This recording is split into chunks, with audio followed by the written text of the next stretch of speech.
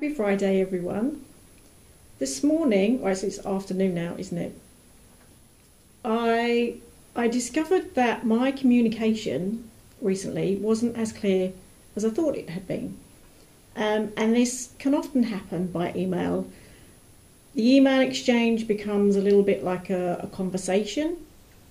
And so what happened in this particular case was that I'd presupposed that somebody else, A, knew what I meant, and also in my head, the way I'd represented the information, I thought I knew which day I was talking about and the time of day, and in my assumptions assumed that the person I was communicating with also knew what I was talking about. And there's a belief of excellence within NLP that says the communication is the effect, so in other words, in the response that you get.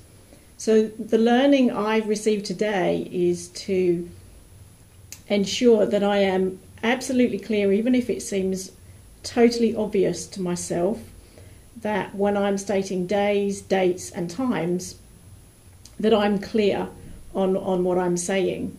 Because there is a tendency sometimes we go into our heads and we know what we're thinking, but it's very unconscious.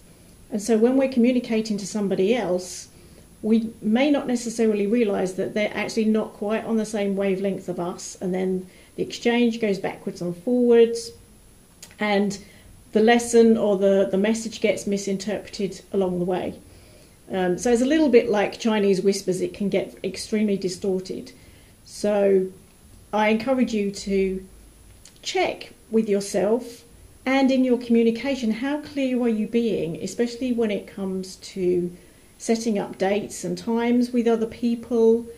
Have you made sure or ensure that the other person also is recognising that you're maybe expressing 2 days ahead of yourself instead of just tomorrow? So see how you get on, and what's the response that you're getting? Are you communicating effectively, or is it still a work in progress? Because we are all human, and it is part of the condition that we have of being human.